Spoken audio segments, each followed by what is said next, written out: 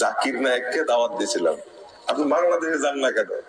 তো রাগে ওরা উত্তর দিয়েছে, বলছে কি জানেন, বাংলাদেশে মুসলমান আছে কিন্তু ইসলাম নাই। টিভিতে আর কি দেখেছেন, ছোট্ট বাক্সের মধ্যে আর কি দেখবেন আপনি? আমি দুবাই পিস টিভির শুটিং এ গিয়ে আমি একটা স্পষ্ট দেখেছি, তার কথার মধ্যে আল্লাহ যে জাদু দিয়েছে, আল্লাহু আকবার, যুক্তি।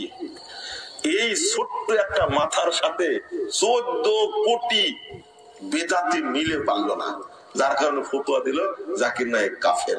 ওর সূরা ফাতিহা পড়তে জানে না, ও টাই পরে, ও প্যান্ট পরে, ও শার্ট পরে। এই লোকটা দেশে আসলে খুব ক্ষতি হতো। কারা বিরোধিতা করেছে?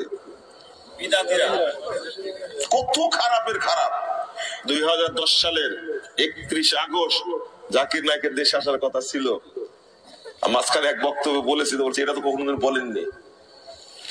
আমরা কে কোন হোটেলে থাকবো, হোটেলের রুম নাম্বারও দেয়া ছিল, আসবে শুটিং শুরু হবে বাংলাদেশে। কিন্তু বেদাতিরা এত খারাপের খারাপ, এরা সব স্টার জালসার দালাল। আবার ঠিক বলছে, ঠিক বলেই তো বলছি রে ভাই, ওরা স্টার জালসার দালাল না। স্টার জালসা চালু আছে, জি টিভি না জি বাংলা চালু আছে, কিরণমালা চালু আছে, এগুলো বন্ধ হয়েছে একটা। বন্ধ করলো কোনটা? সবচেয়ে নির্ভরযোগ্য ইসলামের বাণী প্রচার করে যে টিভি চ্যানেল। আর বেদাতি মোল্লারা এত খারাপের খারাপ, মানুষকে বোঝায় জাকির নায়েক হলো ইহুদিদের দালাল, খ্রিস্টানদের দালাল।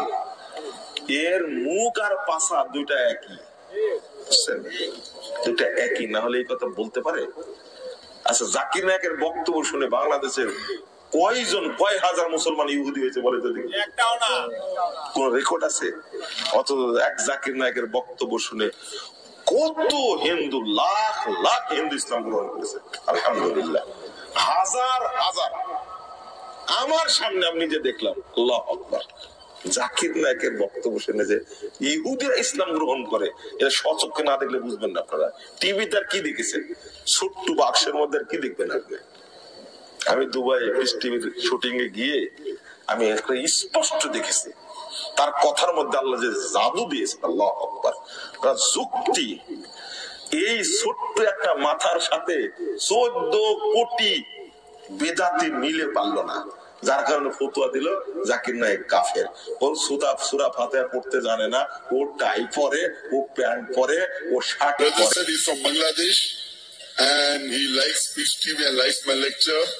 But recently, a few months back, the Bangladeshi government banned Peace TV.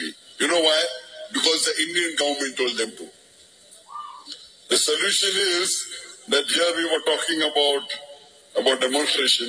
What you can do, you can file a case in the High Court against the government that how did they ban a channel which is promoting peace? If you're sitting here and doing, it will not be useful.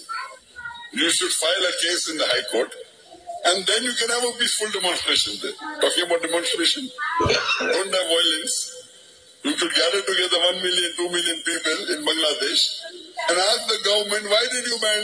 Just because the Indian government, a non-Muslim government, is telling a Muslim government to ban a Peace TV which is promoting peace, fighting against terrorism. The Indian government is laying an allegation because they don't want peace to spread. They don't want Islam to spread. Because of Peace TV and my lecture, there are tens of thousands and hundreds of thousands of non-Muslims in India becoming Muslim. So the government of India is afraid. So they're laying allegations, Zakir is spreading terrorism. And you understand? So what you should do, it's a majority Muslim country.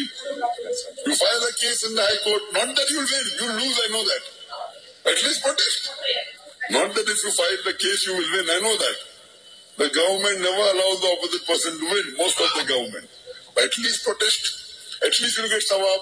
Our beloved Prophet, he said, Muhammad Sallallahu Alaihi Wasallam, if you see something wrong, you stop it with your hand. If you cannot stop it with the hand, stop it with the tongue. If you cannot stop it with the tongue, at least curse in your heart. So the Bangladeshi, I know, out of 16 million people on the Facebook, my fans, about 4.5 million are from Bangladesh.